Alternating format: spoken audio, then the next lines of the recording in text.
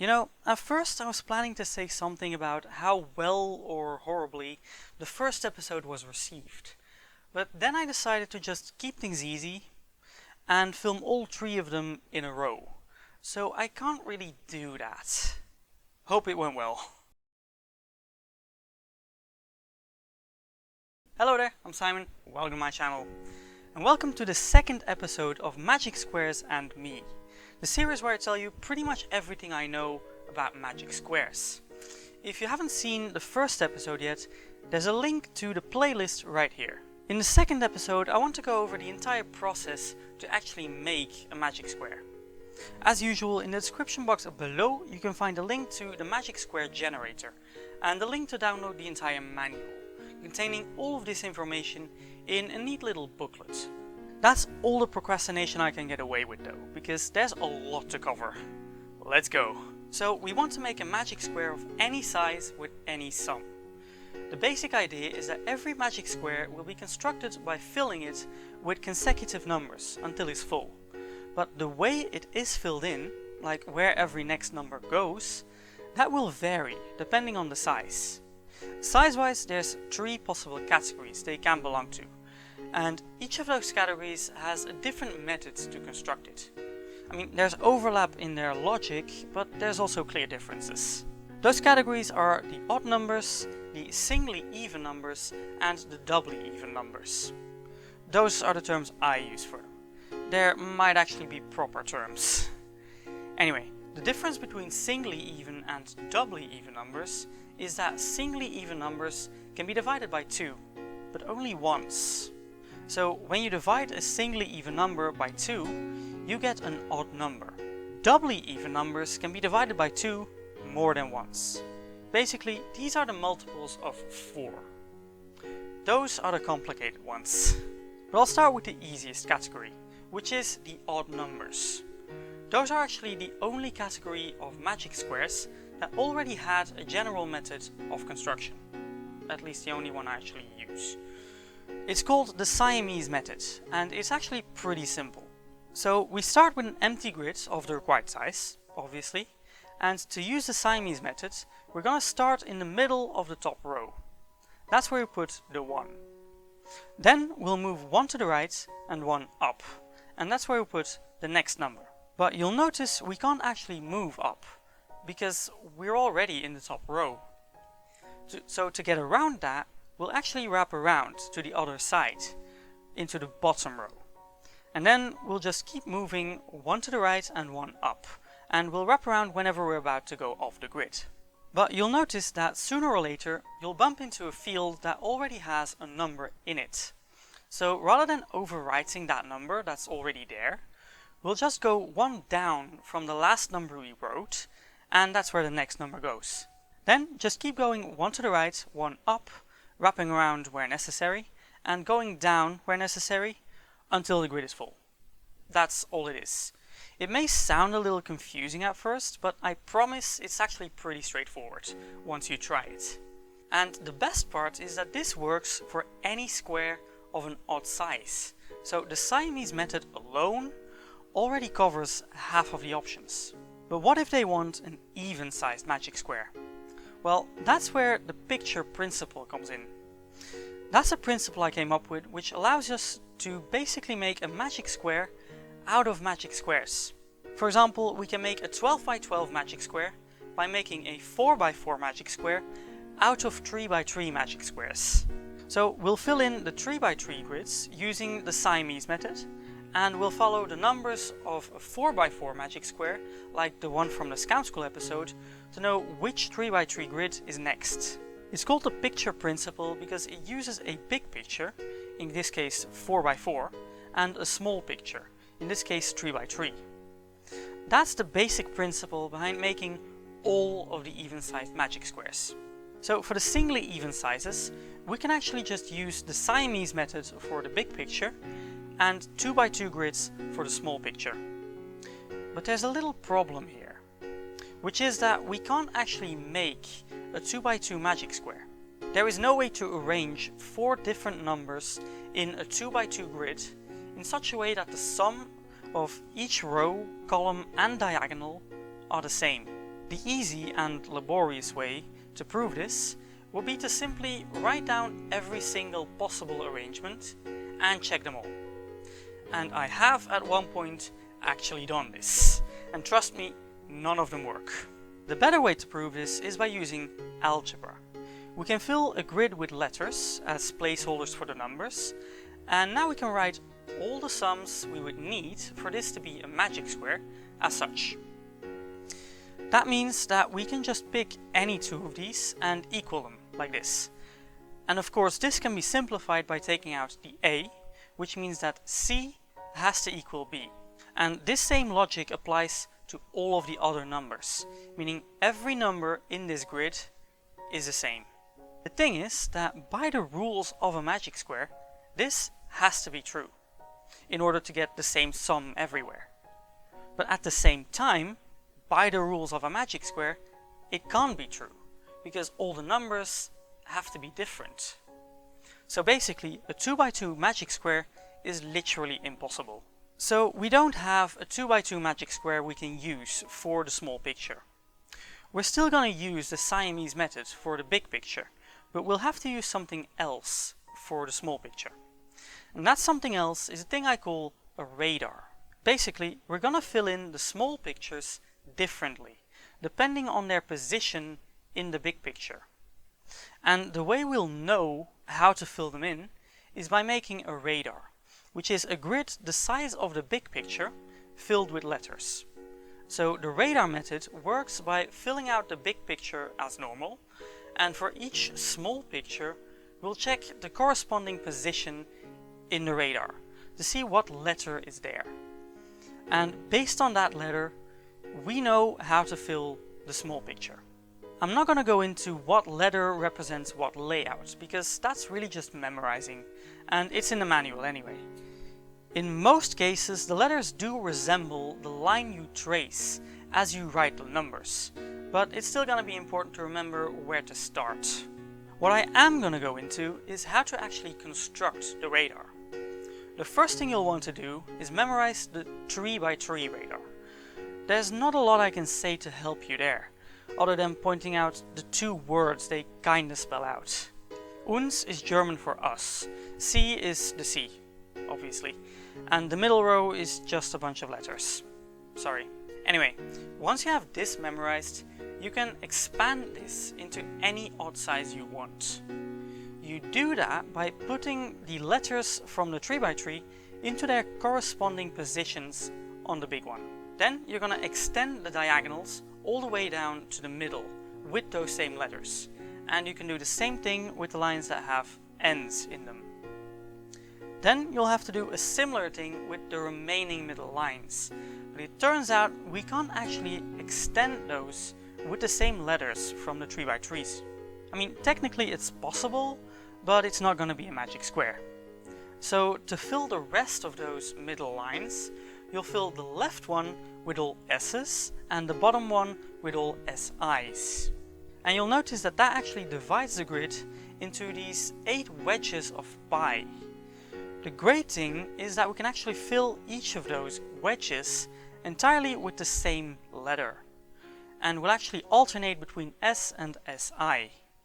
So let's start at 1 o'clock with SI. And then we'll go around clockwise, alternating until the entire radar is full. Now I am aware that making this radar is a bit complicated. And it's a little much as just preparation for making the actual magic square. Also, if you do this as a trick, it's gonna be weird if you first write out a seemingly meaningless grid of letters. I know. But the awesome thing about this is that you can actually do most of this along the way in your head. I mean, you don't need to actually make the radar each time. And you certainly don't need to memorize it. But by knowing the logic to make it, you can find the next small picture and figure out by its position what letter would go there. And that tells you how to fill in this small picture. What about the doubly even sizes? Well, we'll mostly be using the same techniques we just went over for the singly even sizes, except it's gonna be a little more complex. Because these numbers are multiples of 4, we can't use a Siamese big picture with 2 by 2 small pictures. Instead, we'll actually use a big picture of 4, and the small picture is going to be whatever that division gives us. For the big picture, you can actually use any 4 by 4 magic square, including the one from the Scam School episode. But in some cases, depending on the sum they ask for, it might be better to use the Jaina square as your big picture. But I'll get to that. What makes this category so difficult is that the small picture could theoretically be any size at all, including doubly even numbers. So depending on the size they ask for, you might have to nest multiple layers of magic squares. For example, despite being a lot smaller, a 24 by 24 magic square will be a lot more complex to make than 100 by 100. Because for 24, you have to nest a 6 by 6, which in itself uses the picture principle and a radar inside a 4 by 4. Meanwhile, for the 100, you just have to nest a small picture of 25, which is just the Siamese method, in a big picture of 4. Basically, this can get complex. On the other hand, the small picture might be 2. And as you know, we can't make a 2 by 2 magic square. So we need another radar. But it turns out we can't actually use the radar we had for singly even sizes, because this has a big picture of 4, which you may notice is not an odd number. So instead, we have to use a separate 4 by 4 radar. It's very simple though. All it is alternating between N and Z, making a checkerboard pattern. And the best part is that it doesn't actually matter if you start with N or Z, but you do have to be consistent throughout the square. So that's everything you need to know to make a magic square of any size you want. Now, how do we manipulate the sum? Because that's the other part of the challenge, right? Making it add up to any named sum. Here's the thing. Regardless of its size, the magic square itself is always made with consecutive numbers. That means that the way we manipulate the sum can always be the exact same method. And that method is actually pretty straightforward. Once we have the magic square itself, it already has a layout that works.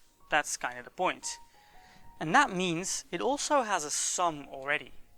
So all we need to do is add something to all of the numbers to make that sum the sum we want. Now here's the beauty. Because all the numbers are consecutive, we really just have to add it to the first number, because after that it gets added automatically. So before you actually start making the magic square, you have to calculate the first number. Now you do that with a formula, which is this. You just divide the sum by the size and then subtract the differential. The annoying part is that this division can be hard to do quickly in your head, so you may actually need to take some notes for that, especially if the numbers get really big. I think that can be excused though. I'll get back to that, but I'm sure you're wondering what the blazes this differential is. Well, dividing the sum by the size just gives us the number we would put in every cell if repeating numbers were allowed, but they are not. So to account for the consecutive numbers, we subtract a specific number from it to know what our first consecutive number is. That specific number is the differential. Essentially, we assume the generic magic square of that size starting on 1. You can just divide the sum that would have by the size and subtract 1 from that, because 1 is the first number in that case. And that's how you know what the differential is. I hope that makes sense, because I don't think I can get it much clearer. The point is that you divide the sum by the size and then subtract the differential to get the actual first number. The good news is that the differential only depends on the size, so you can actually calculate it before you even know what the sum is going to be. All you have to do to calculate it is just get the size squared and then subtract 1 from it and divide it by 2. If the size is odd, the square will be odd too, so subtracting 1 will make it divisible. If the size is even, the square will be even too, So here's what I do in that case. I actually subtract 2 instead, just to make the calculating easier. And I remember to just add a half to the division. So actually calculating the differential shouldn't be that difficult. The hard part will be to remember it as you do the division, because that might take some time. But I do have a little trick for you. Hey peeps, future Simon here, which is still past Simon for anyone actually watching this, but you get the idea. So as it turns out, I am a bit of a dummy. I thought there was no easy way to do this math in your head, except practice. But recently I realized there is actually a way to make all of this a lot more straightforward. Basically, the formula to calculate the first number is a simplified equation from what is actually happening, which ironically makes it harder to actually do for a human. So it's equally accurate, just less confusing to write or read. Anyway, in doing so, I accidentally made it harder to actually do in your head. So here's how to make it easier for a human. All you have to do is, instead of remembering the differential until you divided the sum by the size and then subtract it, just multiply the differential by the size before you do anything with the sum. Then subtract that from the requested sum and divide that difference by the size. It comes down to the same thing, but there's a lot less remembering to do. And the numbers you'll be dividing will be a lot smaller as well. So it's much more of a step-by-step process. And so it's gonna be much easier. Anyway, carry on past Simon. Also, that division will probably result in some fractions. Now, if you're doing this as a performance, you probably shouldn't make the square too big anyway. For something like that, I wouldn't go too much bigger than 10. In fact, 10 is probably the perfect size for this, because it makes the math super easy. But it's also super impressive. Anyway, if your square isn't too big, those fractions will be quite manageable, since even the harder fractions, like dividing by 7, are easy enough if you remember the basic numbers, like 1/7, and work from there. But if it gets much bigger, the math will become a lot harder, possibly impossible to do in your head. So in that case, you might want to cheat a little bit. I'm not gonna tell you how though, because if I'm honest, I don't actually like the cheating methods. All I'm gonna say is that it's the reason you might want to use a Jaina square for your big picture, instead of the Scam School square. I was going to end this video with a demonstration, but this video is quite long as it is, and I have another one to film today. So instead, I'm gonna send you over to the Magic Square generator, where you can generate any magic square you want. And then you can analyze them and see how all of this actually comes into play, resulting in a beautiful magic square. And if you really want to see me go through all the steps, you can always hit me up on TikTok, and I can make you some magic squares, if you're polite. But that's all you need to know to make your own magic squares. It's about time to wrap up this video. I hope you enjoyed episode 2.